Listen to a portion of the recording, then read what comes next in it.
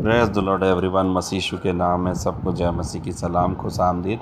प्रियो, आज हम जो प्रार्थना बिंदु और शास्त्रों के साथ हम करने पर हैं, अश्लीलता से संबंधित है। प्रियो, अश्लीलता एक प्रकार की लस्ट, फॉर्निकेशन और गंदगी की आत्मा है, जिसमें पोर्नोग्राफी भी शामिल है, और ये हमारे जीवन के लिए बड़ा ही हमारे जीवन को शर्मिंदगी देती है। देखिए, अश्लील सामग्री एक गंभीर आत्मिक समस्या है, जिसका सामना आज कई विश्वासी कर रहे हैं। कई लोगों को शर्मिंदगी के जाल में फंसाकर परमेश्वर की उपस्थिति से वो दूर रखती है, लेकिन परमेश्वर का वचन हमें इस बंधन से मुक्त करने और मसीह के द्वारा आत्मिक स्वतंत्रता का अनुभव करने की शक्ति देता है। प्रार्थना और पवित्र शास्त्र के माध्यम से हम विजय प्राप्त कर सकते हैं, अपराध बोध और शर्मिंदगी से मुक्त हो सकते हैं, अश्लील सामग्री की लत से पूरी तरह छुटकारा पा सकते हैं। बाइबल हमें बताती है कि हमारा शरीर पवित्र आत्मा का मंदिर है। परमेश्वर चाहता है कि हम पवित्र जीवन जिए, अपने विचारों कर्मों में पवित्रता शुद्धता के द्वारा उनका सम्मान करें। और जब हम अश्लीलता से जूझते हैं तो हमें इस पर विजय पाने के लिए परमेश्वर की शक्ति और शुद्धता के लिए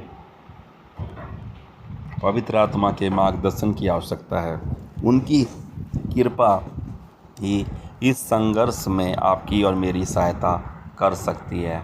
हाँ प्रियो, प्रार्थना यौन पाप के विरुद्ध और यौन अनैतिकता से मुक्ति पाने का हमारा सबसे बड़ा हथियार है।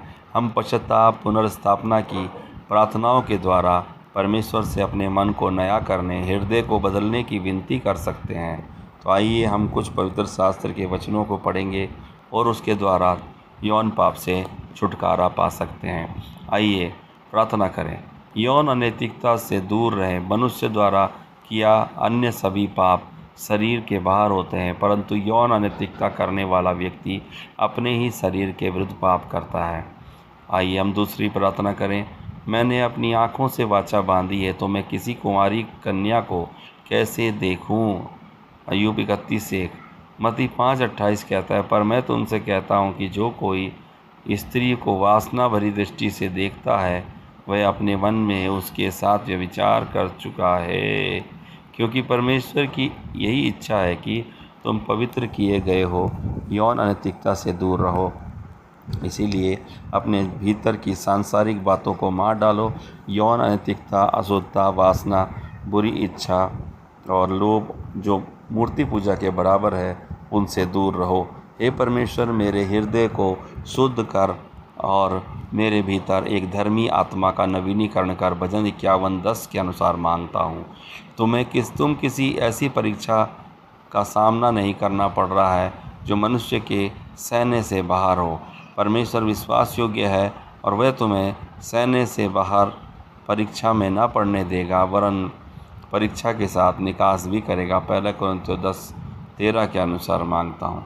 अंत में हे भाइयों, जो कुछ सत्य है, जो सबके सम्मुख सम्मानजनक है, जो कुछ न्याय संगत और पवित्र है, जो प्यारा है, प्रशंसनीय है, उत्कृष्ट है, यदि कोई ऐसी बात है जो प्रशंसा के योग्य है, तो उन बातों पर विचार करो। फिलिपियों 4:8 के अनुसार। क्या तुम नहीं जानते कि तुम्हारा शरीर पवित्र आत्मा का मंदिर है, तो कि जिसे तुमने परमेश्वर से प्राप्त किया है? तुम अपने नहीं, क्योंकि तुम्हें कीमत देकर खरीदा गया है। इसलिए अपने शरीर में परमेश्वर की महिमा करो।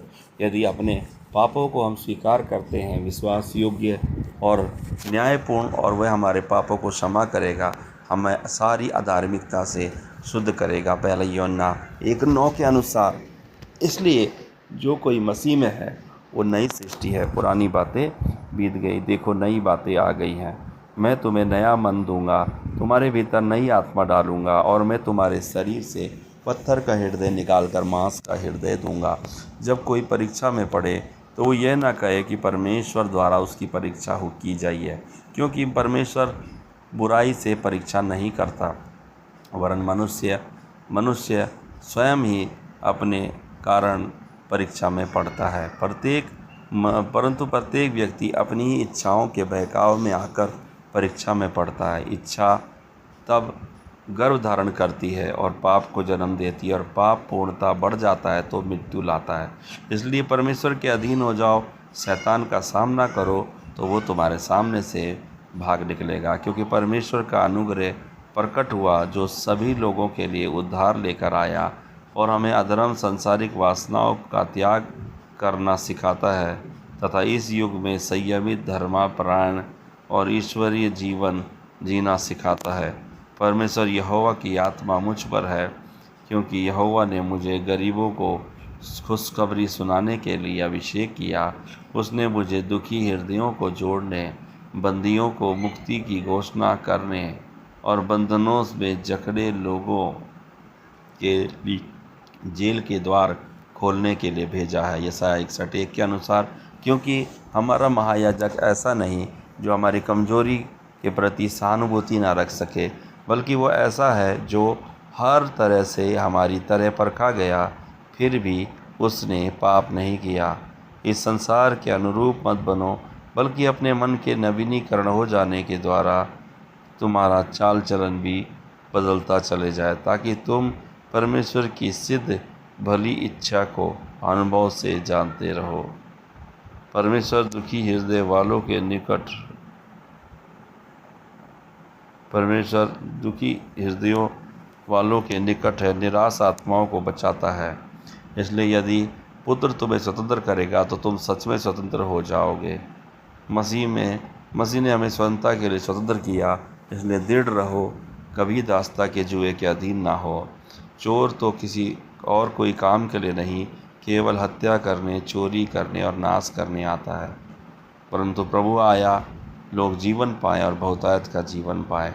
परंतु पवित्र आत्मा का फल प्रेम, आनंद, शांति, धीरज, कृपा, भलाई, विश्वास, नम्रता और संयम है।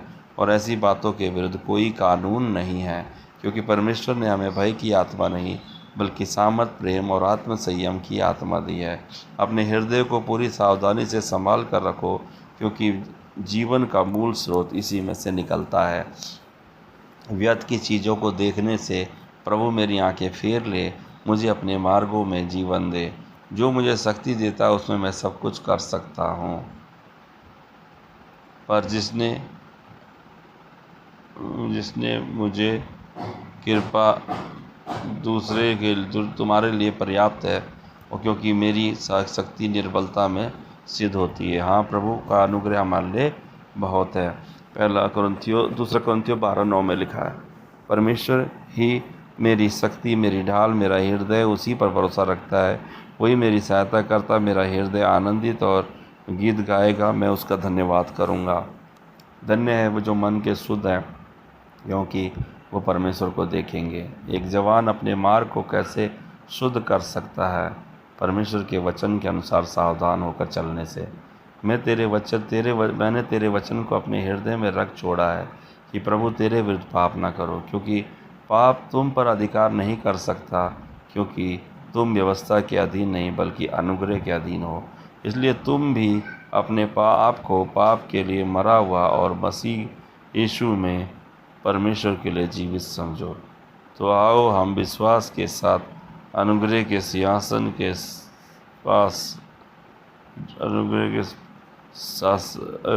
शासन के साथ हालेलुया आइए। क्योंकि हम पाप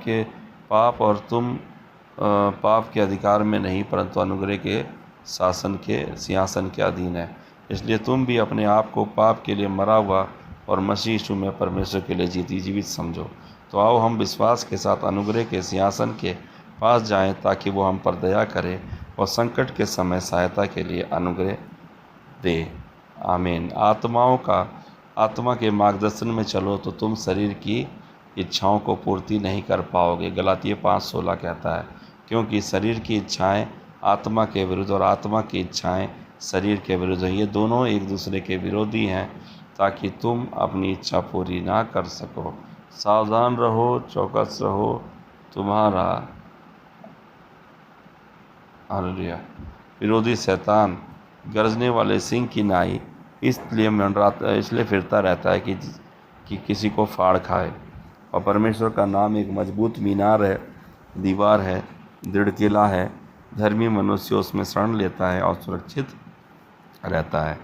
आमीन। प्रभु इन वचनों के द्वारा हम सबको अश्लीलता से, उसके विचारों से निकाले। आमीन। जय मसीह की।